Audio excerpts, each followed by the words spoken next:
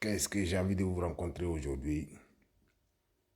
J'ai envie de vous rencontrer la confusion totale sur l'aide et rendre service. Surtout dans notre communauté africaine, toute la population africaine qui vit en Occident. Je vois sur les réseaux, sur TikTok, sur Instagram, sur Facebook. Les gens, ils se plaignent tous et tous, ils disent la même chose. Je m'explique. Parce qu'on mélange aider et rendre service. Le service est une obligation en Afrique, obligatoire. L'aide n'est pas obligatoire. Et majoritairement, on se fait tous avoir à rendre service pensant qu'on aide. Je ne suis pas en train de dire que c'est la vérité. Je vous donne ma compréhension des mots en fonction des actions qui les suivent. Une aide, c'est quoi pour moi? Parce que j'ai dit de faire le bien. Je prône beaucoup ça. Quelle que soit la méchanceté des gens, ne vous mettez pas à être méchant. Faites toujours du bien. Ça, il n'y a pas blanc, il n'y a pas noir, il n'y a pas chinois, il n'y a pas indien. Tout le monde doit faire du bien. Plus on est nombreux à faire du bien, on vaincra le mal. Notre mission sur Terre, selon moi, c'est de vaincre le mal. Tous nos esprits venons sur Terre dans des corps physiques pour vaincre le mal. Mais quand on arrive sur Terre, la première des tentations, c'est le mal qu'on affronte. De la grossesse à l'accouchement jusqu'au décès. Après, entre ces trois phénomènes de vie, collectifs à tout le monde, communs, on a des moments de bonheur, des moments de joie, des moments de tristesse, des moments de bas et de haut. Mais ce qu'on a tous en commun sont ces trois phases. Que tu sois riche, pauvre, hyper pauvre, on est tous confrontés à ces trois phénomènes. Donc on doit faire du bien. Et comment on fait du bien? On fait toujours le bien en fonction des gens qui ne nous ont rien demandé. Toi-même, tu es là, tu te sens bouleversé de voir une personne dans une situation inappropriée humainement. Et tu fais le choix d'aider la personne, de la sortir de cette situation. Elle peut être merdique, catastrophique, tout ce que tu veux. Ça, c'est vraiment aider. Après maintenant, quelqu'un vient te voir pour t'expliquer, « Ah, vraiment, cousin, ma femme est malade. Ah, cousin, c'est le ramadan, nous, on n'a rien à manger. J'ai vraiment besoin de ton aide. Il faut que tu m'aides à pouvoir faire le ramadan. Ah, cousin, il faut que tu m'aides à pouvoir aider et soigner ma femme. Mon enfant est malade. J'ai besoin d'aide. » Parce qu'elle est traduite en aide. Mais ces choses ne sont pas de l'aide. C'est de rendre le service. Et vous allez constater qu'à 99% des gens, vous allez rendre service. Dès qu'ils auront le même problème ou la même situation, ils reviendront vous voir parce que vous les avez rendu le service. Et après, ça devient une obligation. À chaque fois qu'ils auront des problèmes, ils vont vous recontacter. Jusqu'à ce que vous les envoyez chier. Sinon, à chaque fois qu'ils auront des problèmes, c'est vous, vous avez rendu le service. Et bien du coup, vous êtes enchaîné à une obligation. Par contre, si vous aidez quelqu'un, la personne ne reviendra jamais vous emmerder. Ça peut même être tes parents, tes proches, qui t'appellent pour te parler d'un problème. Pour eux, c'est un problème. Le fait qu'on te parle d'un problème, si tu réagis pour régler le problème, tu as rendu service, tu n'as pas aidé. Donc, si vous pensez que je m'éloigne de votre réalité, ben, faites-le moi savoir dans les commentaires. Je ne suis pas en train de dire que je dis la vérité. Je vous donne juste mon opinion entre aider et rendre service. On vit en Europe. À quel moment on dit que c'est une aide? Le RSA est une aide. C'est même marqué. RSA, revenu, machin, bidule, c'est une aide.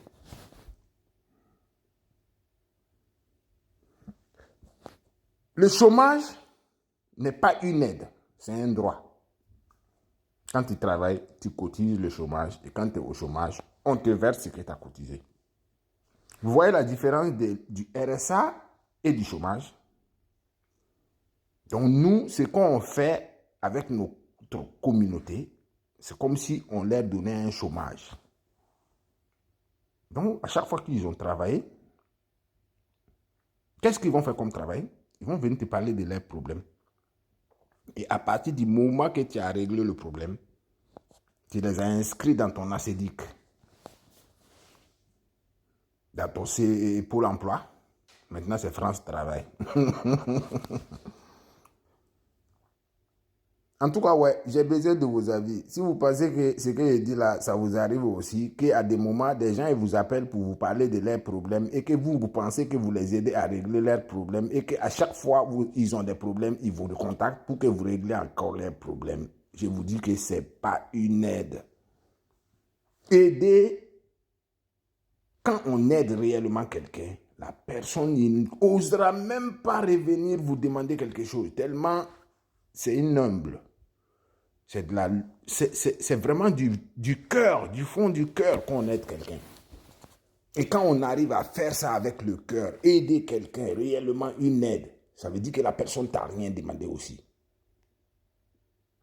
C'est toi qui prends la décision de faire cette action pour aider la personne parce que tu vois que ce n'est pas bon la situation dans laquelle elle est. Là, tu aides quelqu'un. Ta tante est au village, on l'a donné de l'argent de tontine. Elle a bouffé l'argent. Au moment de payer l'argent, comme toi tu es en Europe, elle t'appelle. Et 99% de ces gens aussi qui font ces conneries-là, quand ils t'appellent, ah bonjour mon fils, Allah c'est chaud sur moi, hein. Franchement, j'aimerais que tu m'aides à régler un problème là, parce que franchement ça ne va pas. Donc si tu as mon message, rappelle-moi. À aucun moment il te demande comment tu vas. Est-ce que tu as un travail? Est-ce que tu vas bien? Est-ce que madame va bien? Est-ce que les enfants vont? Ils n'ont rien à foutre de toi. Déjà, ce n'est pas de l'aide.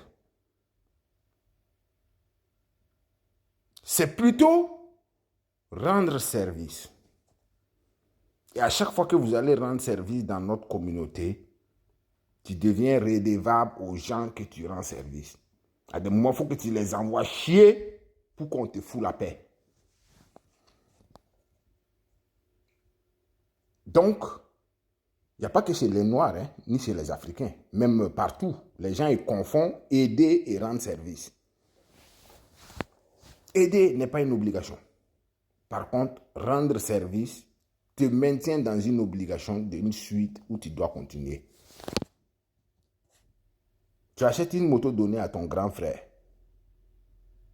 La moto est gâtée. C'est lui qui roule la moto, hein.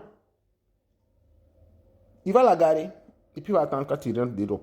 Après, il vient te voir. Ah, petit frère, la moto là, elle est gâtée, hein. Ah, toi-même, tu vois, le pays là est dur, est compliqué. C'est lui qui roule la moto qui fait ses courses. Elle est gâtée. Toi, tu l'as acheté. Je t'assure que c'est toi qui vas réparer la moto là. Parce que tu as rendu service à un gars qui n'avait pas besoin de moto. Même s'il est à pied, s'il a besoin réellement de moto, il n'a pas besoin de toi pour acheter une moto. Il fait ses petits deals. Il y a beaucoup de gens au pays qui ont acheté des voitures, qui ont acheté des motos. Ils n'ont pas attendu quelqu'un pour qu'on leur donne ça. Donc, arrêtez de confondre aide et rendre service. Parce qu'à chaque fois que vous rendez service bêtement, ça vous retombe dessus dans une sorte d'obligation. Et même après, ils vont te critiquer. Dire, ouais, mais tu n'as jamais rien foutu. Parce qu'une fois, tu as refusé de rendre le service. Ce n'est pas de l'ingratitude. Ce n'est pas que les gens ne sont pas reconnaissants. Mais c'est comme ça. Nous sommes tous aussi responsables à maintenir ces trucs. Dès qu'on est diaspora, on pense qu'on fait bien. Mais s'occuper des gens valides. Comment vous voulez que l'Afrique, là-bas, là, on s'en sort? Si ceux qui sont à l'étranger, qui ont déjà du mal à subvenir à leur propre vie, doivent s'occuper de ceux qui ont tout pour faire aussi leur vie, à attendre que ce soit ceux qui sont ailleurs pour les donner, pour qu'ils puissent vivre, alors qu'ils ont tout pour pouvoir vivre. La majorité d'entre nous, on n'est pas en Occident par choix. Il y a une grande partie aussi des gens qui arrivent en Occident par choix. Ils ont décidé, ils ont vendu tout ce qu'ils avaient pour venir ici. Mais ils sont tous dans la merde, tous ceux qui ont fait ça. Nos parcours nous amènent où on doit être. Après maintenant, forcer le destin pour être là où tu dois être alors que tu n'étais pas là-bas. C'est le contraire qui va t'arriver.